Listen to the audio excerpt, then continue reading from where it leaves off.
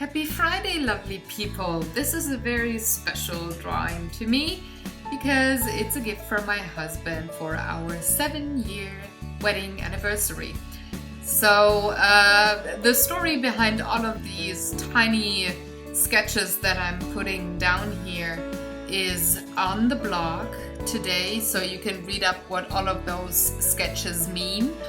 But I sketched out different things, and then I'm transferring them onto the big paper sheet here, and I'm working with colored pencils and markers to finalize and color this drawing here. And I'm also using a bit of paint thinner to smooth out things, though I don't need much because this paper here that I'm using is very, very smooth already, so I'm just getting rid of some of the nooks and crannies in there, but there's not a lot of texture with this paper, so I just need a very few liquid to get everything look very smooth. It's a lovely paper for colored pencils. I'm gonna have the exact numbers of the pencils that I used, as well as the name of that paper that I currently don't remember while I voice this over. It's gonna be on the blog, so you can read up there what material I used, as well as the story behind this drawing here, like I said. So hop over to the blog if you like and check it out. The link is in the description box below. But once I had the outline down, and I used a permanent ink marker there, so I'm not going to have any smudges when I go over the lines with the colored pencils and then a paint thinner.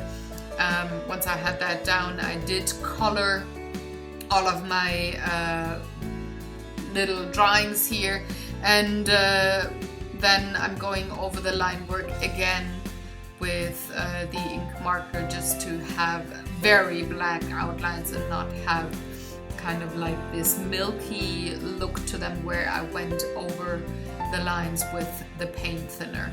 But I'm coloring first, and then I'm gonna go over it with a marker later on.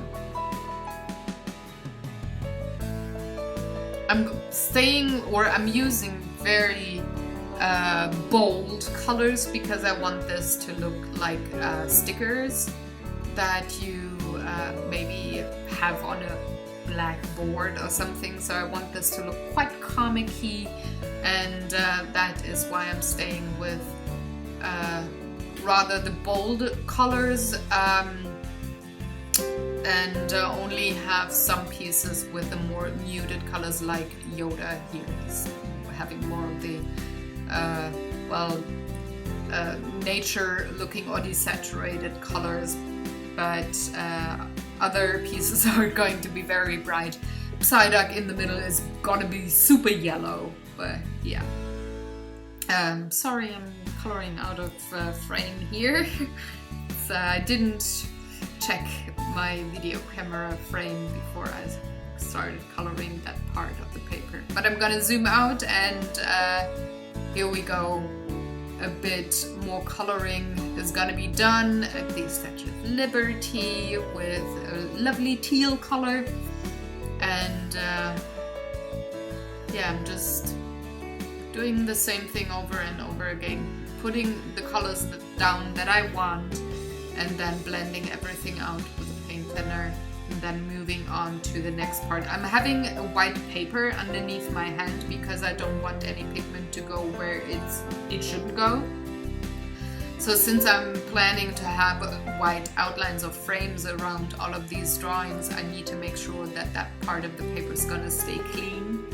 So I'm using the other paper underneath my hand just to make sure that I don't pick up any pigment while I color. It's very simple, but I really enjoyed working on this piece. It was quite goofy. It took me quite a while to finish it, but yeah, it definitely was a lot of fun working on this piece.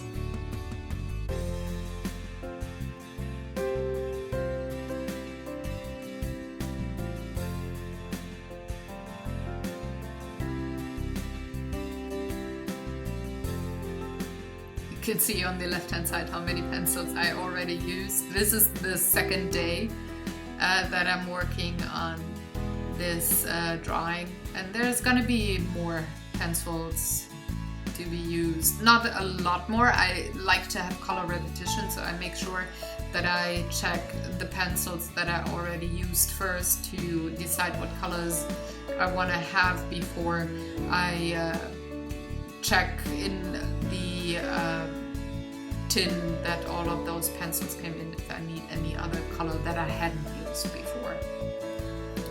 It's just more harmonic and nicer to the eye if you have color repetition. It just holds everything together and it looks way more natural like that. And I'm using a lot of colors. It's bold and colorful and everything already, but I don't want to have every color of the rainbow in every possible shade on this drawing. So that is why I make sure that I have color repetition.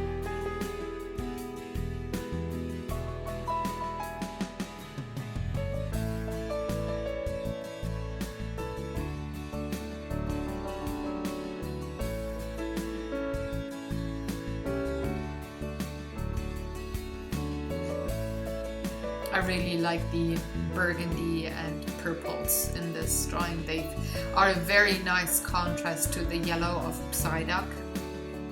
It's yeah, it makes for a nice contrast.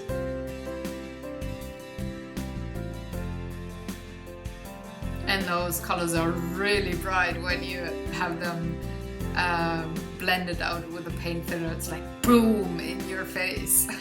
I like that. So once I had everything colored, I did outline the sections that I wanted to have white. First with a colored pencil, a black one, and then I'm filling in all of the sections that I want to have black.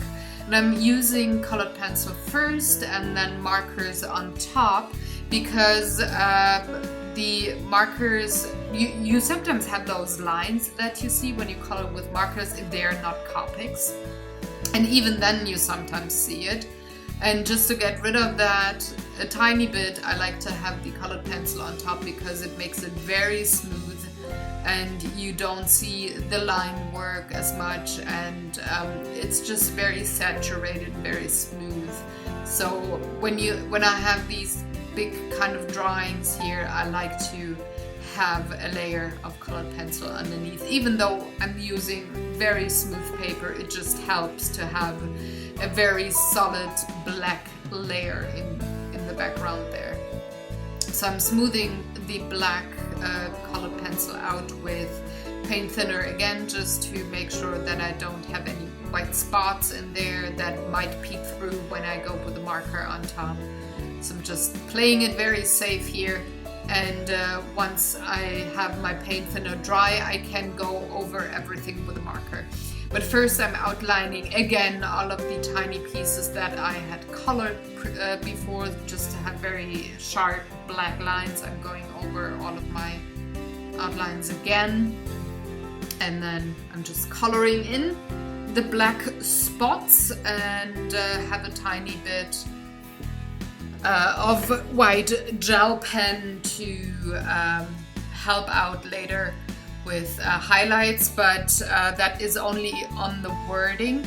So on the lower hand side, you just saw that I have like a wooden sign there, and I'm going to use stencils to write 7 years and 2 hearts in there, and which is the title of this drawing. And I thought it would be nice to have a nice handwriting there and have all the letters look the same, so I'm using stencil for those. I didn't want to use stamps because I don't think the ink would hold very well on those oil-based colored pencils that I'm using.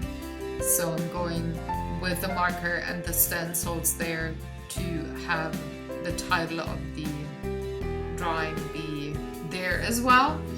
And since I find that black letters are very flat, or they can look pretty flat, I'm using a white gel pen just to have some outlines there. And then my piece is done. I hope you enjoyed watching along. If you have any questions or comments, please leave them in the comment section below. I will see you next week with new artwork videos, and hop on over to the blog if you want to know what all of these tiny drawings mean. Have fun everybody, and have a great weekend. Bye!